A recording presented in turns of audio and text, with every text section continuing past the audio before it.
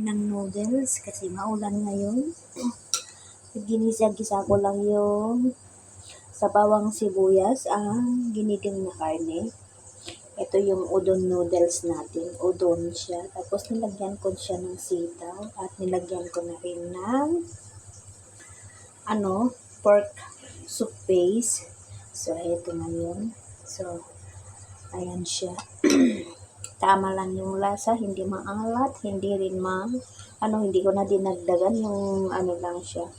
Tama na yung kalahating pork soup base. Yon, ito siya ngayon. So, ito yung pang-dinner ko ngayong gabi.